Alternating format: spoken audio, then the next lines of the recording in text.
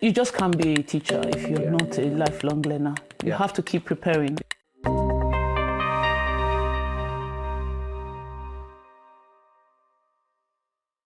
So, welcome to this episode of our Higher Education Matters podcast. So, I'm Antony Hill. I'm the Dean of Learning Teaching of the College of Health Science Society here at UE Bristol. If you don't introduce yourself. Hi, my name is Ifeoma Dan-Ogosi. I'm a senior lecturer in public health, and I joined UE 2 years this February, and I've had 10 years of teaching experience in higher education. Brilliant, thanks, Tiffany.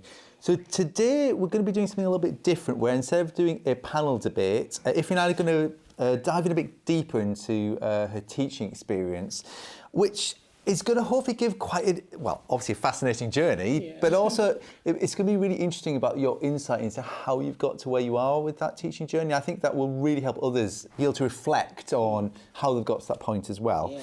So before we sort of dive in a bit more into your journey, I thought what would be really interesting is exploring a question, which is, are teachers born and made? Because when prepping for this, you've written some really interesting things on the topic. So I thought before we sort of go into your journey and your experience, it's that really fascinating question. What are your thoughts on that? So are teachers born or made? Well, one day I was just sitting down and trying to reflect on myself as a teacher.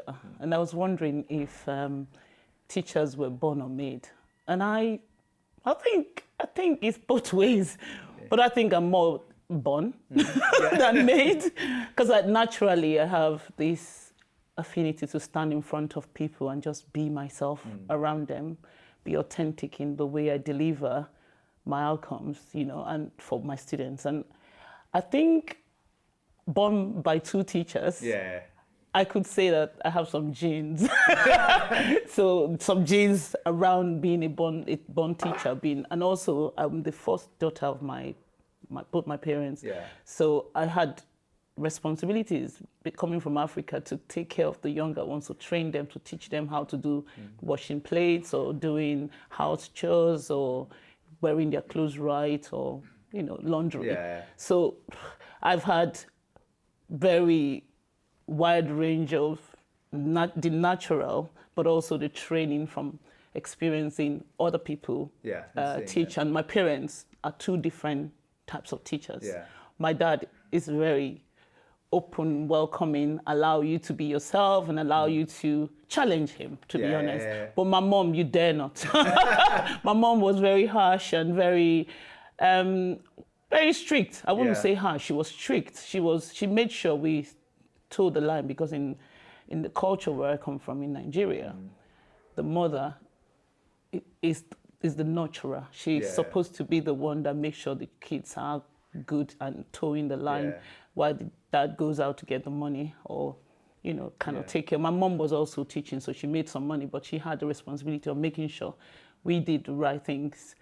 And she would be the one to give us the spanking, the one to put us in line. And she was also teaching in primary schools when we were in primary schools, so she will be the one. So in terms of that, I think I've taken from both. My dad being open and allowing people to, and I enjoyed my dad more. I was more friendly with my dad. I was closer to him because he allowed me be myself. So I guess on that, 'cause this thing about because I was really giving a lot of reflection to this about being born or made, and that's really interesting, because you said something earlier about that you love the performative nature as well, being with people, working with it as well. And it was interesting because just as a personal reflection, and this seems odd to say, where I've come to where I am now, I was terrified. Absolutely.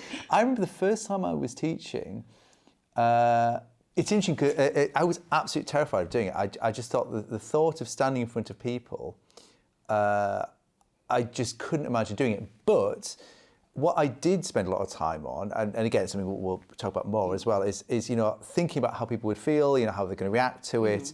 But actually, this thing but I was just terrified. I love doing the prep. I love doing that sort of thinking through thing. But I couldn't imagine standing in front of people, and that's a skill. I actually love it now. But it's just, but it's interesting what comes through, and what skills you gain over time. I guess is so do you think actually that born part is, and I know it's a spectrum, as you said, of different things, is that, do people naturally in teaching when they're automatically more social, do you think? Or what's that driver. You could say that, actually. I think it's also about personality. Yeah. I know I've always known I'm friendly, extroverted, but I didn't know my personality type until I started teaching the leadership module. So I need two public health leadership modules. And we have to do personality tests at the beginning. And when I first saw mine, I'm like, God, how? It's just very descriptive of who I am. Yeah. But also, I'm a singer. I sing in church. Yeah. Oh, yeah. Yeah. Okay. Yeah, and I'm in the band. So yeah. Performance is one thing I love to do. Yeah. And I've always brought people together. Yeah. To eat, so even my community engagement part of my life is around, from a very young age, bringing people together. I know we're going to talk about some other things relating to maths, but when I first knew, when the penny dropped around how to do maths in a different and fun way, the first thing I did after my WAEC, we used to call it West African Examination Council, but here it's to GCSE. Yeah. The first holiday that we had, I announced it to the village where we were. Yeah. If you're struggling with maths at GCSE, that year before GCSE, come together, and I brought friends together, and I was teaching biology because I love biology, but I made sure the teachers who were teaching maths taught it in a fun way. So right from early age, 16 years. It's interesting because, again, obviously we from different angles thinking about that sort of born and made, but actually what's interesting about our discussion already is this about the motivation that sits behind, wanting to help people, support people? I love to impart knowledge. Yeah. I've said I'm the first daughter of my mother, and I was teaching my younger ones how to. And I see the joy people experience when you're able to give them something that they've struggled with in a simple and down-to-earth way, making it easier, breaking it down in such a way that people are able to just do what you've asked them to do. So sort of demystifying concepts, demystifying things that, previously was difficult to do. And it's just a thing that makes me happy. It gives me joy to see people struggle less. No, that makes sense, but it's about that joy piece. I guess on that, then we'll sort of dive in. I was really interested to chat about your journey a bit more. I guess on that though as well is and I think you said it earlier, did you always want to be a teacher? Was that feeling in you to help all of it? Yeah, no, that's interesting in itself. My first degree was in microbiology. Yeah. No, but that's interesting. And I wanted to be a food microbiologist. I've always wanted to come to the UK to do food microbiologist, whatever it was.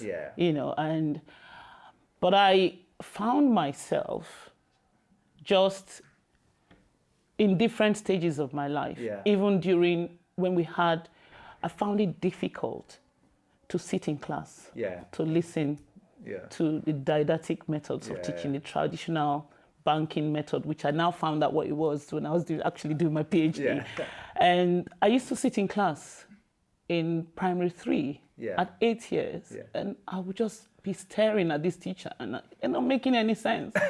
It needs to make sense. It needs to be, even if it's logic, it needs to be clear and coherent for me to be able to pick it. And what I would normally do at that time would lift my hand up and say, I'm going to the toilet. The toilet was my heaven. I would run out of the class and sit in the toilet until the period is over. Yeah, because the impact and that feeling of not I don't want to hear it. Yeah. And I think at a point now, I started thinking, maybe I'm actually dyscalculia. And then I would run away from the class, but I would fail the maths, the arithmetic it was called at the time. And I was so frightened of it. And because I would fail it, my mom would want to know why, because she's a teacher and she would teach in another, was teaching another primary school. And in the next year, she took me to her class, made sure I was not running out of class and I was not going to the toilet to hide. And then it was just continuous that way. And she taught me to read the clock. And up till today, I still find it difficult so when I'm even doing my timetable, I'm like, I miss 15 minutes or 5 minutes when I'm doing the calculation. So that's why I think I need to probably find out in UE how we do how to declare disability around this subject. But I think it's not just that. I think it's also thinking about who are we teaching maths to? Yeah. Who are we teaching our subjects to? How are they understanding and how are they perceiving? We're definitely going to talk about that a bit more as well, because I was looking forward to having a chat more broadly about that. Actually, just before, again, we'll move on a sec, just a final point in it. What's just interesting about our discussion there, and just think about personally as well, it's interesting, you know, we talk about our teachers born and made, but there's an element of how, you know, when you were talking about, it's how teaching made you feel, how your learning made how you feel, whether it's to make a difference, impacting others, and with different backgrounds. It's about how it makes you feel, seems to be that drive more than anything else. Yeah. So when people are teaching and they're just talking at me, I will travel. My mind will just go to different places. And I'll would also fast forward when I came to the UK, I thought I was going to experience a different type of teaching where it's going to be fun, enjoyment, and I'll just be in a place where I would do well, because I know I'm smart. You know, I because of this difficulty of how teachers teach, I used to bring people together, even in my university undergraduate days, when I was doing microbiology, and we do seminars. I would teach them. They would turn and look at me. How did you know it so well? And that's because I would go back and self-teach myself, unteach what the way the teacher has done it. I would self-teach myself. I would sit down in the library for hours, breaking down the concept, trying to find out the easier way to understand what this teacher is teaching me, making me the sort of the sweetheart of the class, because if you want to know anything, I'm the hub to go to. Because you were thinking about how things are understood, not just imparting knowledge. I need to understand it to write it down. But in Nigeria, in most cases in my time, you have to cram it. That's why I don't like chemistry, because you have to know the building blocks. I think I want to delve into formulas. I want to delve into a bit deeper about actually, you know, coming to the UK system and it being quite similar. I think it's quite a rich bit, but let's actually, because thanks. I know we touched on a few things, but it's quite nice having a bit of a chat about that broader feel for the teacher bomb, which is why it's such a good provocation. So just to move on a bit, it would be lovely to, again, think about your journey to where you've got to. And the next sort of checkpoint I want to talk to you about eventually is the Public Health Masters. But can you talk a little bit about your journey to that point? Because we've touched on a few bits about your parents, the background, but do you want to talk a little bit about sort of how did you get, and we'll take our next point to be the Masters, but how did you get to that point? What was your journey to there? From primary, I had to go to GCSE maths, and I was struggling. I had a big struggle in my maths, to do my maths. And in Africa, your parents decide where you want to go. You either be a doctor, a lawyer, or engineer. And my parents were very hopeful because I was smart. I had a smart mouth, and they thought I would probably be able to do like engineering or something around maths. But they were so disappointed with my maths, and my brother had gone to do law, and I wasn't ready to do law. So they wanted me to do something, like that. But my maths was horrible. So they had to get a teacher for me to teach me lessons before I could do the maths. And so did that not, what's interesting about that as well, before getting into how to teach maths, did that not put you off education though? Because for so many people, they have that sort of experience where their own learning needs aren't quite understood, and that they completely switch off education entirely. But it did at a point, and I was saying to my parents, like, we had to do what they call JAM. That's the national body to get into university. I wasn't ready to do it. I wouldn't prepare. We would go to the exams. They would buy the tickets and everything. My dad would take me to another town to do this, but I would not take my sleep with me. Because I don't want to do it. So but my dad was a very influential person, so he would encourage and speak to the people, and I would have to sit down to do this. So I failed maths, I failed JAM a lot of time. I did my GCSE about two times. I did WAEC twice, and I did GCSE. But something like physics, I'd never sat in class for physics. But I got a high grade for physics. I got high grade for geography, English, and so probably a more qualitative person in nature, because I will read and understand those and write them. I nearly got put off. Fast forward when I come to the UK, I sat down in a particular, a foreign lecturer's class. I had prepared myself. I had come with 4 kids. My last child was 1 year and 3 months. I was excited. 18 years after finishing from a degree, my first degree, I came back to studying. And that's one of the reasons. I didn't come as a student. I came as with work permit because I wanted to improve myself and my family. And then I was so excited. I booked to do a master's degree in public health because of the ability to meet with people, do community engagement, bring people together. I was excited. And then to sit in a class where we were doing things around statistics and epidemiology, and description of the case studies and everything was so difficult to access.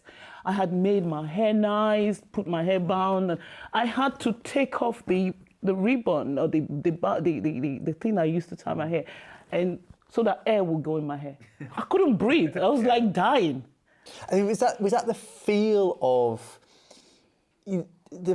how it's been taught, how it made you feel as a learner? It's the way it was being taught, and also being the teacher being a foreign language tutor was not because they were fast, but because they couldn't communicate it in such a way that would help me to assess it. I couldn't understand what they were saying.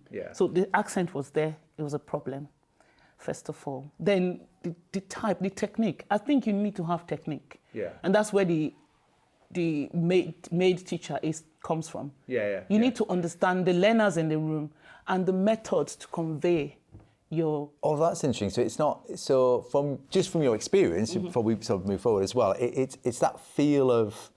it's not just a question of passion. You actually need to think about how it's done, think about You need to think about techniques. If you don't have the techniques of teaching, which I know now, before I just thought you just go into class and just tell them and just make fun and do all kinds of things. But, we'll come to that because I'm going to talk about my training, isn't it? I was confused most of the time, especially when that person was there. But in comparison, there was another teacher who came in with a subject, I think, around the cultural impacts of health and all that. I think probably that was my highest score. And the other teacher was my lowest score. I could have got a distinction. I didn't. I got, merit. But that really put me back because even the assessment, I couldn't understand what she wanted us to do. And that was the first time I was asked to do a critical writing. And I'm like, what does she mean? And she wants me to critically analyze one article. There's nothing there. I need to compare with something, or but I didn't know what to do. And there was not enough time. And the master's program in the UK is very compressed. It is. And so we need to think about what are we giving to the students? How are we allowing students to thrive? And who is in the room? What's their experience? What's their level? And it was really, apart from the length of time it had taken me to do my first degree and come back to do a master's, it was also the person standing in front of me. And she was really nice, lovely person, but I couldn't understand her. So that's interesting. So it was about you at that point in time, because it's about your journey essentially as a teacher, is that actually in that room, how the teaching was done, how it's been presented, you were just reflecting on the fact that actually it wasn't in a way that was understandable, it wasn't connectable. It wasn't connectable, and people were frightened of this person. Very frightened, because coming from Africa, you do not dare challenge your teacher. You can't. You wouldn't be able to do that. And I was used to challenging. My dad would allow me to challenge him. And I was thinking, if my dad would allow me to challenge him, I can't challenge anybody. But everyone was afraid to fail. Because you do not do that to your lecturers in Nigeria. They are respected, revered kind of people. And this was a foreign language teacher. It is true, but just not challenge that. But just, so I do appreciate that. But presumably you have that problem of if someone isn't a good teacher though and you can't challenge. I can't. It's just too much. It's overwhelming, and the first thing you do is you'll be scared. Exactly. It goes back to you as an individual.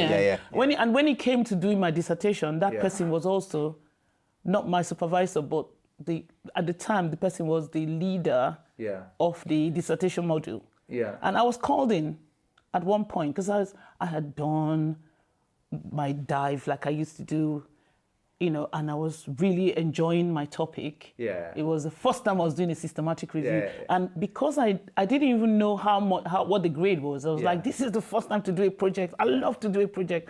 And I was trying to write this project and then I did a good job, but they didn't understand what I had done. Yeah. Because systematic reviews are supposed to be doing primary studies, collecting primary studies and pulling them together to synthesize. I wanted to do, so my dissertation topic was on understanding unintentional injuries in under 5-year-olds. Yeah. So in children, in childhood unintentional injuries. First of all, injuries, to understand why people fall, why they get accidents and all that, you cannot study it prospectively. Yeah. It has to be retrospective. So you have to look back at routine admission documents to do that. Yeah. And anyone who's going to do that is going to do a secondary analysis of data. Yeah. And it's going to be about case control studies, which I know now. Yeah. I didn't know. I had to study, and that's why I love research methods now, because I had to understand what is case control study. What is that's what I'm talking about. Methodical ways of studying help me to be the best I can be. Yeah. And if my lecturers are not doing the same thing, it's going to be difficult. So my own supervisor just said, she was very honest and authentic. And I learned from that as well. I'm sorry, I've never done a systematic review before. I'm not too good at the methods. Read this Cochrane book of systematic reviews and choose the type of systematic review you want to do. And I had this candid discussion with her. She gave it to me. I still have it today, and it's it's like a memorabilia or something like that I keep close to my heart. And I went through that. I would wake up early in the morning, 4 a.m., read some of the content, go to work. By 8 o'clock I'm at work. 4 p.m. I finished. I go to the library at my university, and I will sit there all day till 12 midnight, understanding what this woman wants me to do. And that's the thing, and actually there's one big thing I want to come back to before we move on as well, which is really interesting about what you're talking about, it's learning how to learn. You're learning for yourself, but you're gaining these skills about how would you understand things, how would you connect to things. But there's a lot of pressure on yourself here, though, isn't there, to learn and develop, because it's not. And this obviously hopefully will feed in, you know, when we're talking a bit about how you teach. But actually, that's a lot of pressure for an individual to have to just constantly work out how to understand what's being said. It needs to be told. It needs to be taught. I went to the study schools. I'm a very good student, to be honest. And don't forget, I had 4 kids. I had 2 of my kids have disabilities. So that's another thing that made me to learn how to understand and to read the room. And so I'm going to go back to how this module leader of the dissertation called me to her room. I was frightened. I cried. I was crying, and she just said, please, I didn't call you here to come and cry, because my supervisor called me. I sent my work to her 3 weeks before it was due, so she could see. And she didn't understand what I was doing, because she doesn't have any experience with systematic reviews. And she gave my work to this module leader, and she called me again, the foreign language teacher, and I go into her class. Her officer was already dead. Like, have I messed up? Have I used the wrong papers? What have I done? And she went, I'm not here to look at your tears. Take this tissue, clean your eyes, and explain your work. Oh my God. Very, like, regimented. But it was you having to explain. It wasn't actually that dialogue. Well, I thought I didn't do anything right. So I explained what I did, because I had done a meta-analysis without even really conceptualizing what it was. I was just doing it because in that book, there was something to do. We used RevMan to collate the data and explained why there was a difference between boys and girls. I chose variables that I would compare. They didn't expect me to have that level of understanding within a short time. But because I had done a deep learning of what systematic reviews are and what things I needed to do. And there was some helpful things apart from me doing self-study. They also did like presentations, which is why these UE programs is very good, helping us to reflect how we teach students or how we engage learners. Which is just something we're doing at the university, reflection about programs. It is what we have done. What they had done is to present your work at different stages of the dissertation. So it made me work. It made me prepare myself. And so I think, there's one bit I want to go back to, but I guess where we are now is you've had to do this huge amount of constant reflection, learning about learning. There's one bit we didn't cover there that you just smoothed over, is this huge thing of, I think you said 18 years after finishing your degree, you actually just said, right, I want to develop myself further and do that. That is enormously huge. Yeah. What was, and that's from an educational point of view, that's a huge thing to do. That's such a powerful thing to make yourself do that most people wouldn't. I mean, what was it? You don't have to go into too much depth, but it's entirely up to you. But that's from a journey towards a teacher. That's an amazing thing to do. I've always seen myself as a role model for my family, my younger ones. I have 7 siblings, by the way, and I have my kids. I have 4 kids. I brought them to the UK. There's a phrase we say in Africa: I didn't come to the UK to look at the bridge. I came here to do work, and I came here to improve myself. I was ready, and when I was coming, I told my husband, I'm not going to the UK to sit down and bring up kids. I'm going to the UK to be a model, to be a model to my kids, but also to be a model to so many people who had been that look up to me back in Nigeria, and I knew myself. I was going to create a network. And for you, it was education. It was education. It was education because of my background. My father would put us in the library early on in our age, and we'll compete in the library, local libraries in Nigeria, for books. Who read the most book or who had the most. And did you on that then? Did you with that? Because again, I'm just all thinking about that journey as you go through. At that point, did you know you really had the passion for teaching then? No, I think when I had the passion for teaching was when I looked at this style of teaching, the disappointing ways I've been communicated to. And I remembered my GCSE maths teacher, and I'm like, you know what? I want to do this. I want to teach. And guess what? There was an advert in 2010 where they were looking for seminar leaders in public health. And I've always wanted to do leadership anyway. So I was a leader. I was one of the reps, the student rep, and we were complaining about this thing. And nobody was listening. It was still the same cycle of things. And I applied to do seminar leadership. I didn't know, at that time, that was probably my first graduate job I was going to apply to. And I just wanted to try. And then I went in to the interview. Guess who was sitting at the panel? My dissertation supervisor. And I'm like, she would think I'm horrible because I explained my dissertation and the woman just said, so why were you crying? You did this work. You did it well. And it's really good because I explained to her why we would not be able to get, for the topic, why we would not be able to get prospective studies. And she was like, how did you know all this? I said, I did it myself. So my supervisor had confidence in me, I believe, because she was sitting on the panel and I got the job. I don't know why I got the job. I don't even remember what I said. But you did have that shift, though, from your experiences, from having to self-learn, from having to sort of develop the different ways of learning. Because there was a quote which you wrote that I did want to draw out. And it sort of relates a bit to sort of inspiration, but you said, I would do everything to improve students' experience if given a chance to lecture in HE. So I said, where did that come from then, that quote? I made the vow to myself because of the way I just didn't get inspired by the lecturers. And I just said to myself, if I had a chance, I would actually do anything it takes for the students to feel good and feel... to have fun in class and to enjoy what I'm teaching. And I wanted to do it.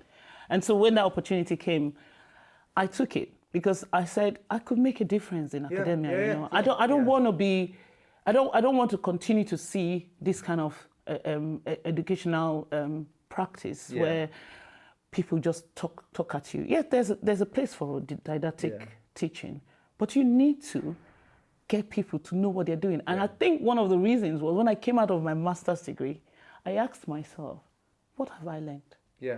Apart from the dissertation, what is public health? Yeah. And that's when I started, because I didn't have time to even breathe, to reflect. I'll just go poo. And it was 16, I think it was 16 months. Yeah.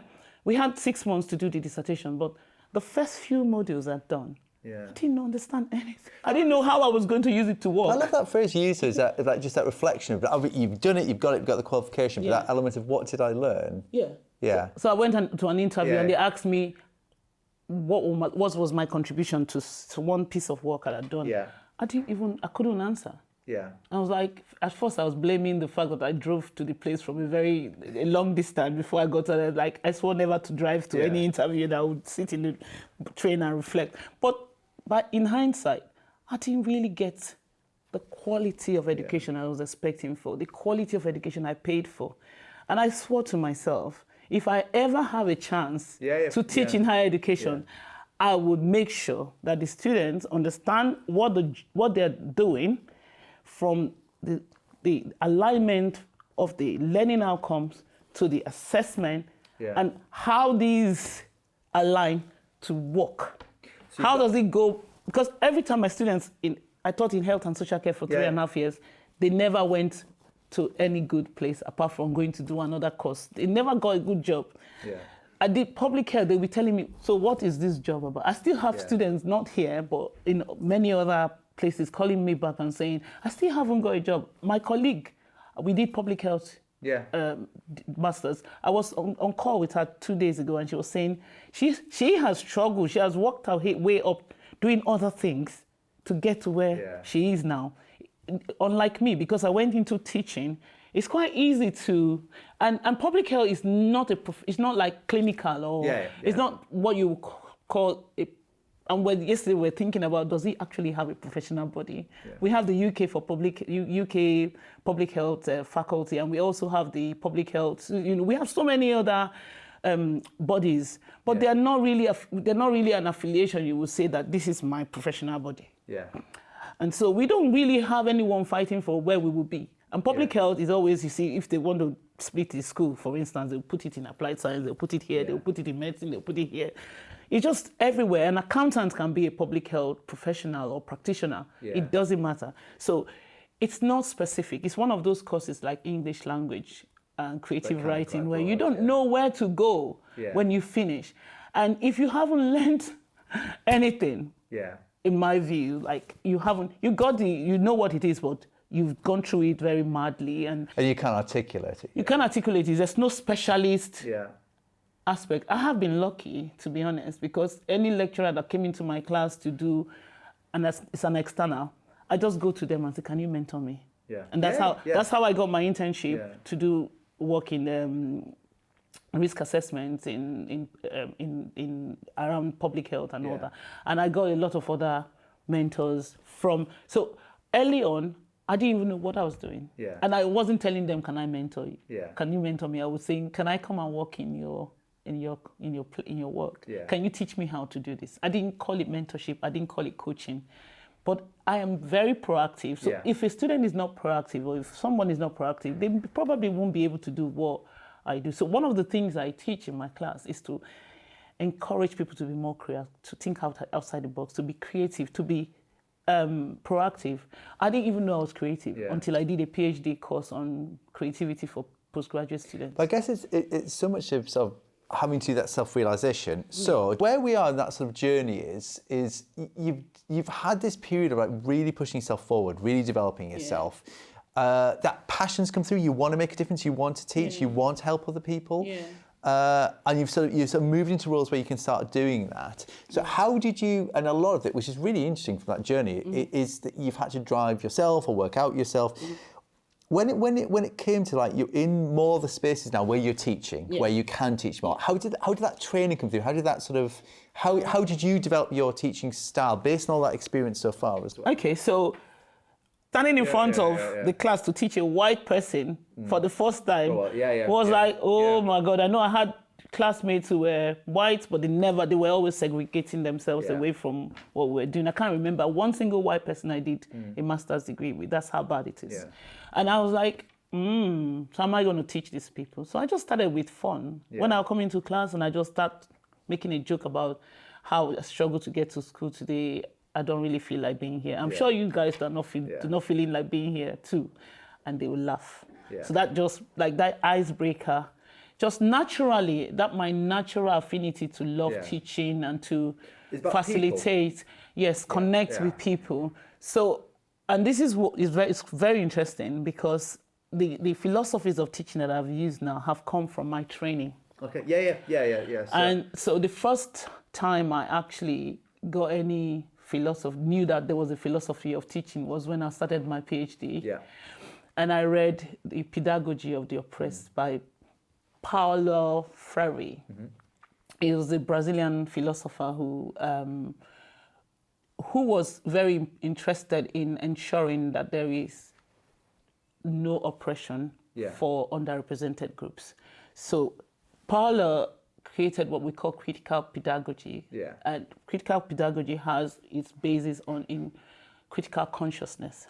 So making people to be conscious of oppression so that they can free themselves while not being oppressors themselves. Yeah. So just free yourself and do good for yourself was his idea. And it's about being proactive in learning, in getting away from what the society has put you in. Because he suffered, his parents were okay, but after a while they lost everything.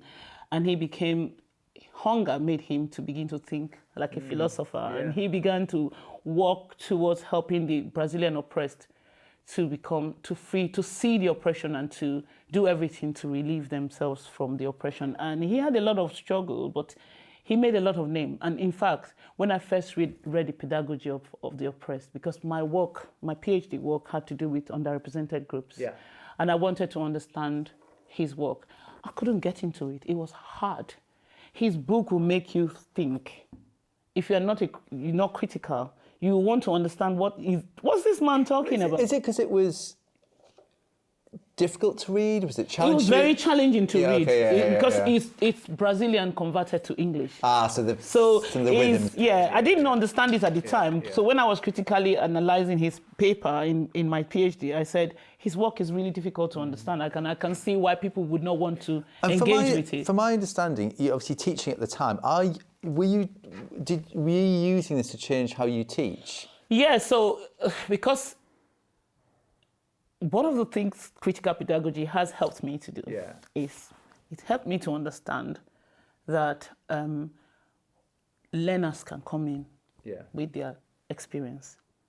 It's not necessarily experiential learning, but I'm teaching public health. Yeah. So when learners come, I've said, do you think you're a public health practitioner? When I started teaching Introduction to Public Health, they would say no. I'm like, do you wash your hands? Yeah. They'll say yes. So do you make sure that the food you eat is healthy, it's got balanced diet and all that stuff? They say yes. I say, do you do this? Do you do that?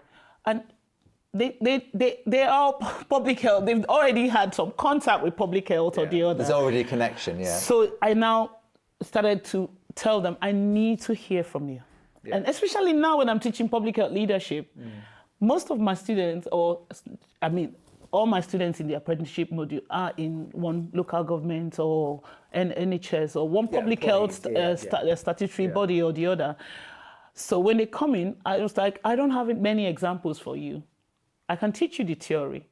I can give you some examples from my reading, but you have lived experiences and need to hear from you. And that empowers that voice and their journey and that belonging. Yes. So when they begin to talk about what they know, the theories begin to make sense. Yeah. So it's like matching the theory with reality, and these people begin to. So in terms of learning more about what I did a PGC. Yeah. Because you're forced to do a PGC. So I taught health and social care for 3.5 years. Yeah. And we were forced to do a PGC. I enjoyed it. Yeah. I thrived. When they asked me to write the portfolio, I could see that I was already doing So that born person, that born, thinking outside the box, creating interesting activities. I was already using Kahoot. Yeah. And by the way, this brought up a lot of things in my mind, and I had some nostalgia about my earlier teaching styles, and I went into my archives and I brought out this YouTube video that I've just put on LinkedIn about how I taught with Kahoot. And it was so fun. Like, the students this is mature students, up to 60-something years. They come into my class, 70 years. What was fun about it? What was it that you found fun about it? What was fun about it is that using Kahoot, the students connected with, so they're competing for knowledge. And they have to think critically at the same time. And they have to use 20 seconds. And it's not about who is the best in class, it's who is the fastest. So it helps them to think very fast. It helps them to also connect with the subject. And because it was health and social care, it had to do with things that they already experienced in older, whether you're older or younger, that lived experience. So it was nice. And when I'm teaching 18-year-olds, or teaching 70-year-olds, or teaching in a way that brings all of them together, and I'm teaching maybe 19 people in class or 9 people, the least I've taught is nine students, to teaching 150 students in one class and marking their essays.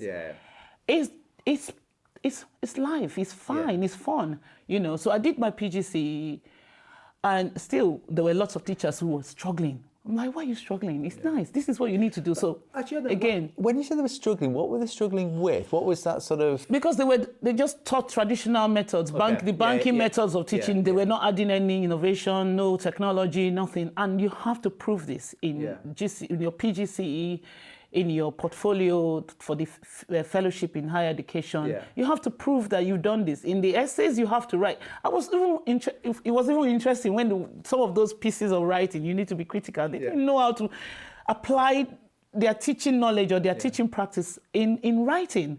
And I also, again, had to create a seminar to get them together to understand what we are asked. So again, helping them with their approach. And that's one of the reasons why when I finished my PhD, I was still doing my PhD, and I said, I need to think about what I need to do for my future.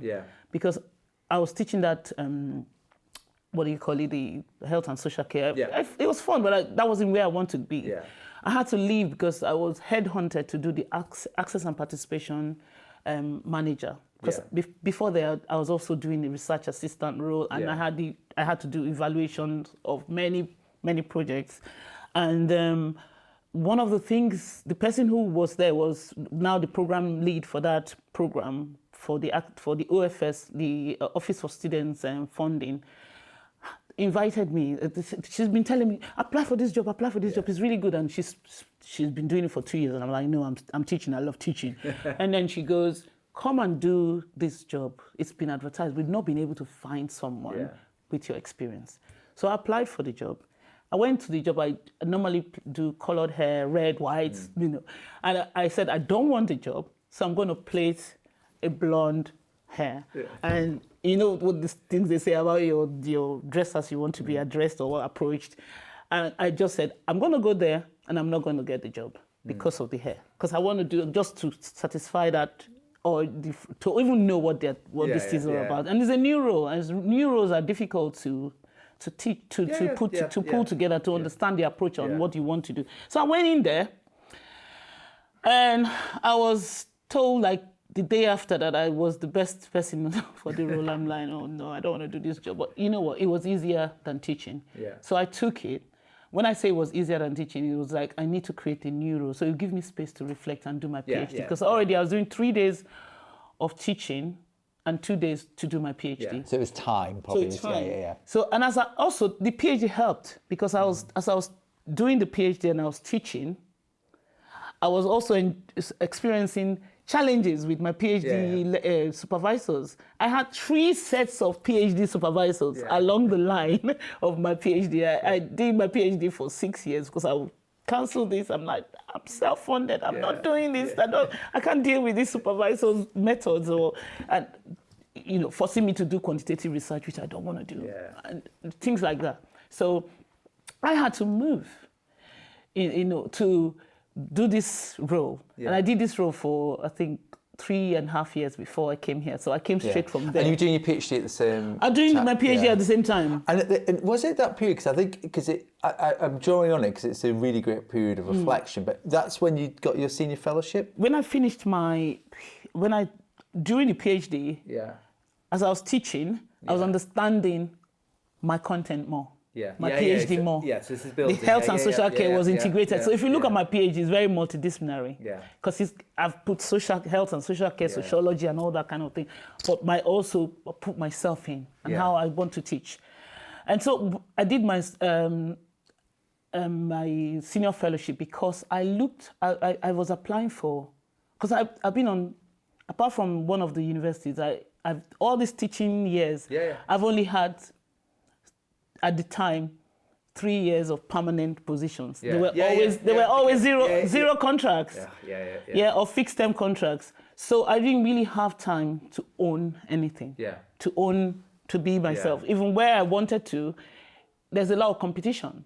Because people will say, she's just showing off. She's just doing it. Students are, because even the clerks, or the secretaries or the receptionists will say, I always hear a loud noise in your class. Why are students so excited? Anyway, I know you're a good teacher because when the students are coming out of the class, they're smiling, they're laughing. What do you teach them? I should come and sit in your class. And that's why that video of me teaching with Kahoot was conceived, and someone came and said, go and video her and see what she does so that we can put it on the social media. And so looking for a higher level, I decided to look at what senior lecturers have. After that, all these years of doing teaching, and I've not moved to any. And I said, when I finish my PhD, probably PhD is one thing you need to strengthen yourself. I'm going to do a senior fellowship for higher education. So I always want to know what's the next thing. So I discussed with my university's that current university. But because I was a professional service staff, it was challenging to do a senior fellowship with professional service. So I knew I had to do something. So I went back into teaching again for part-time with another university while I was doing that full-time job. To do that, you actually added teaching on top. I added teaching, and I started thinking about what does it mean to have? And on that, with that spec, because obviously you actually seen your fellowship, you started doing that. Where was your pedagogy at that point? What was your feel for your teaching at that point? Because you're doing it on top, which you love, and that's come through amazingly. But how were you approaching it then? My pedagogy now started. One of the things I also did was to look at advanced HE. Because now, when I was looking for this senior fellowship role, I saw something around compassionate pedagogy. I said, is there anything like this? Like compassion. I have a lot of compassion, and I use compassion in my class, but I don't know what it means. So it's like doing things, then putting the theory to match what I've been doing and doing it better. So critical pedagogy, making sure I'm a learner as well as my students, and we do this. We're equal in the class, so there's equality between the teacher because they have the power. Absolutely. And I want to give them voice and belonging. And that comes back to something we talked about right at the beginning as well, that sort of power dynamic, this sort of feeling of you just being told something. And actually, unless there's more of that balance, if you're not understanding what's happening, it's impossible, you're lost. So the first thing I do when I go into my class is to break that barrier between me and the students and say, listen, I don't know everything. I've heard people say, don't tell them you don't know everything. You need to be you need to have, and I think it's about control. People want to have, naturally, people want to have control. I do agree, but I think it's also about fear. Because I think, just on that as well, is that there's a fear that if you make yourself vulnerable, somehow you don't get respect, you don't get it. But actually, I think it's quite the reverse. That's why it's the opposite, because when you tell the students that you don't know everything. So, for instance, a student will ask me a question in class and I didn't read that part of the brief. I would say, what do you think? Does anyone know how to answer this question? And we have a debate about it. And that's just going to take away the fear. I'll say, well, I don't think we've got the right answer. Yeah. So I'll give it to you as an assignment, and I will take it away as well. And if I get anything more concrete about this question you've asked, I will come back. And we'll have another conversation about it. Just being honest. But I have no fear. I've never had fear from when I was a child. And my kids still come and try to jump at me so that I will but I never, because it's not that I'm not scared of anything, but you grow in self, you grow in self confidence. I agree entirely with that. You also, if you have your conscience is free of any criminal or whatever, what's there to fear? I understand also, I think, like I said initially, my personality is joyful, friendly, and I don't have fear in my heart. And that's interesting. What do you think, so going right back to the beginning, that when you were a child and the maths and that horrible feeling then, I mean, how would they look at you now as a teacher? Oh, I think one of my teachers, the one that taught me maths, she will know, because she made me to be less scared of maths. But I think those teachers, even I still have connections with my dissertation, MSc dissertation. She's proud of me. She's like, Ify, you've really done. And my last set of dissertation supervisors, they were another set of, these were the people that made me come out of my shell, become who I am in many ways, because especially the one of them, she kept saying, Ify, you've got this. Even the earlier ones, she said, when I write something, I'm a novice researcher, you're not a novice researcher. So changing the language for me, helping me to understand that I have arrived in a way.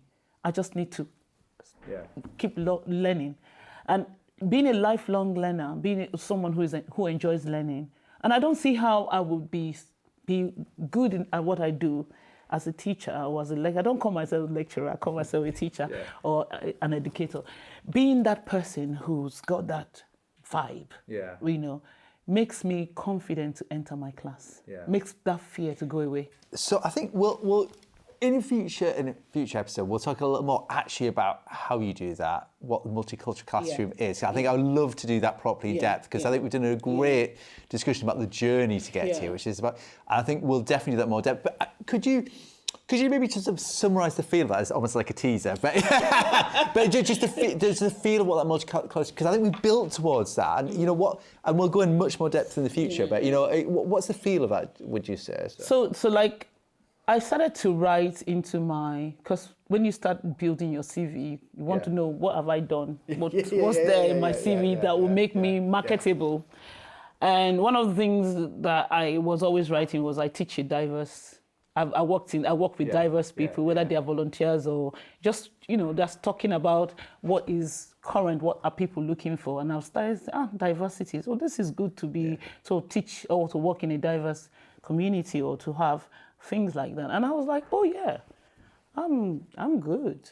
I've worked with diverse students. So if you look at my earlier supporting statement, it will be working as a seminar leader with diverse group of students and everything. But like all lecturers or teachers, it's difficult to reflect, isn't it? Yeah, it is. Yeah, we're terrible at reflection. But last year, the penny dropped. Light bulb moment. And I'm like, I'm in class with Australians, Canadians, and I've had this at the fingertips for a very long time. But what is this that I'm seeing? I'm teaching people from multicultural background. No, not like, I think the year I came in. And I'm like, I'm going to include multicultural leadership in my teaching. What it means, because I teach leadership. I said, so I went into to the internet, and I was just checking roughly Google, is there anything as multicultural leadership? Because when we teach when we have diverse kind of people in the room, so it's one of my preparation, my reading, that made me to realize there's multicultural leadership.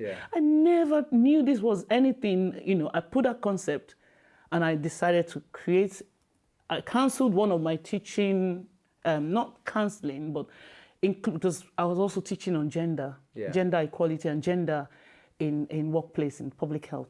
And I said, I'm going to combine gender with multicultural leadership. So I just taught it that year in the PNA, and they loved it. They enjoyed the fact that, because some of them never heard of anything like that, because they are in an all-white setting in their workplace, especially the apprentices.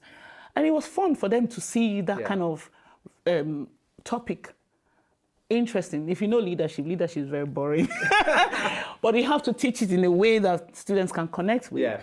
And since some leaders come in, it's fun to have them. I'm going to be really mean to listeners. I think we're going to explore that in depth in the future. But I guess, could you talk briefly about the outcomes, though? Because I think what I want to do in the future is talk about what does that mean, actually, Cassie? You know, what does it mean for delivery? What does it mean for, which we can bring some others in as well. But I just thought, could you touch on the outcomes of taking this approach? Because of the multicultural leadership, I decided, like, I can do multicultural classrooms. And I went in and I saw multicultural classrooms. And I'm like, somebody might, Bell Hooks, for instance, I'm like, she must have talked something about multicultural classrooms. So I opened her book and I saw Teaching in a Multicultural World, Chapter 3. And I was like, wow. I read it again, I even read it yesterday. And I was like, ooh. I've come on to something that I never knew. So taking that approach to multicultural classrooms means having a variety of people from different parts of the world. And I'm like, these people come to learn in the UK, and they're all in one class. It's like having the globe in your class. Australians, Canadians, Pakistanis, just Asian countries, Nigerians, Ghanaians, we're all different. It doesn't matter, even if you're black and you come from different parts of the world, and even if you're Nigerian and you've grown in different parts of the world, you're different from someone who grew up in Nigeria. So I'm just like, I have these people in my class. So this is a multicultural classroom. So how do I approach this?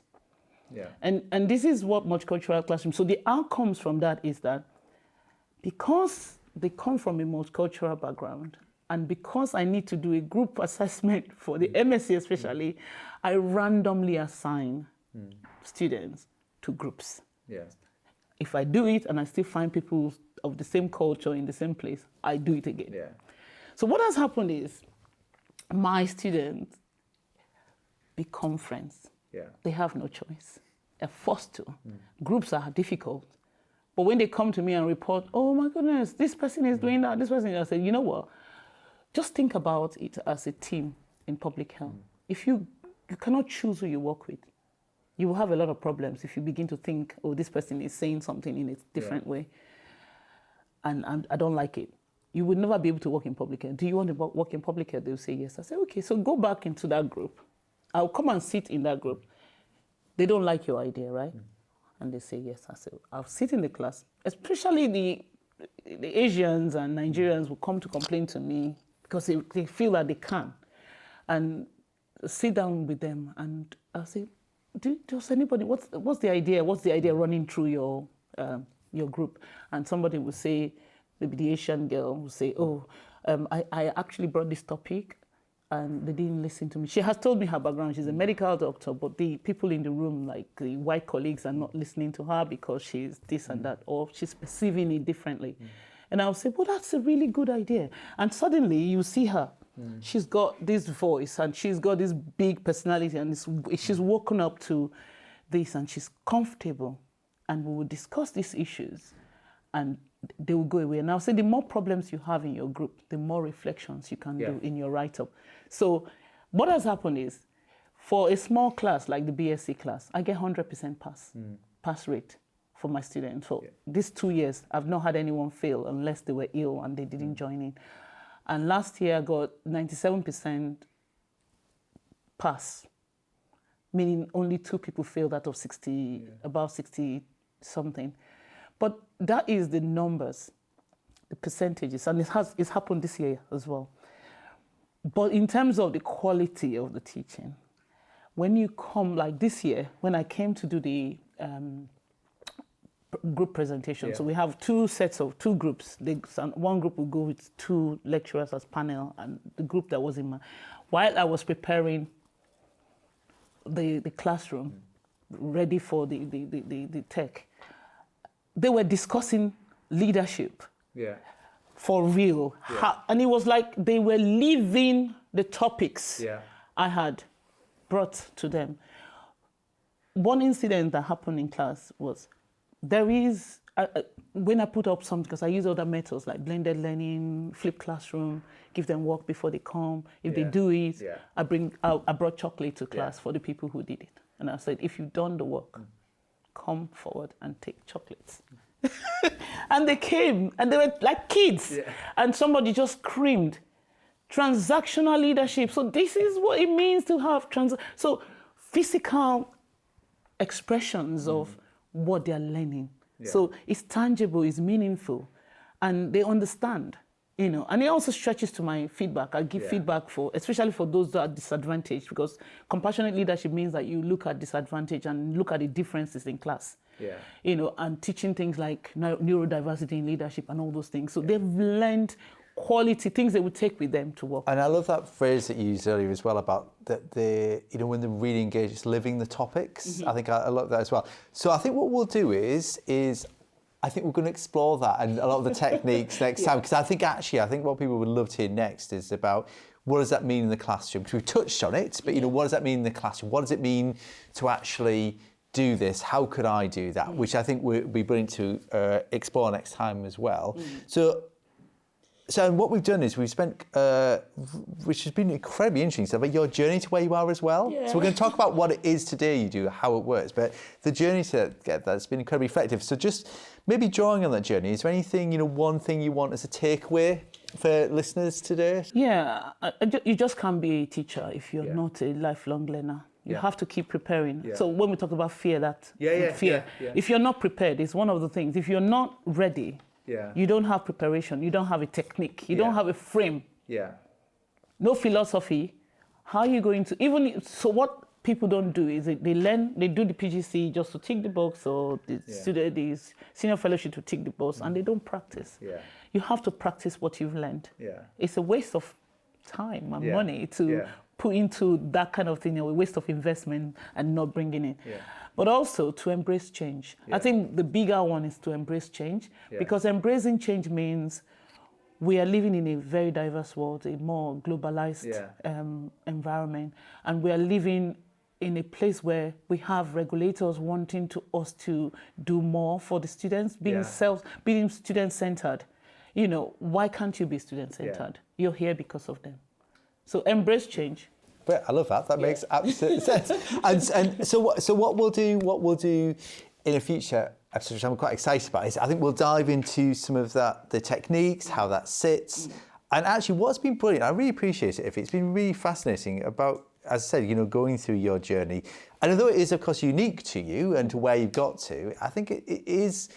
I think, you know, I'm thinking about it, and hopefully this as well, but it helps you reflect on your own journey, because although it would be totally unique to an individual, it's just so, we don't do this often enough, about how did you get to where you got to, and how do you get to that ethos of where you sit, so. Yeah, but I'm also seeing a lot of people in UE who are like me. And when I speak to them about my journey, and it comes with challenges, you know, because people who don't understand what you're doing, they will think you're just bribing the students or doing something terrible. And even the students, or some students who are not used to that conversational kind of classroom that is buzzy and would also have, so I'm also reflexive of how that impacts on them. So at the beginning of every new class and into the classroom, I explain who I am, my methods, and what we need to be doing. At the end of the day, we always have this last minute after the group presentation comes before the essay, and we have this briefing about how did it go? How has this 8 weeks gone? And I regret not recording it, because I'm going to record the next one. You will see people who never talked in class or would not normally talk, because they've done the presentation now. This young lady just got up from her seat and said, I'm going to stand up to say it because I've found my voice.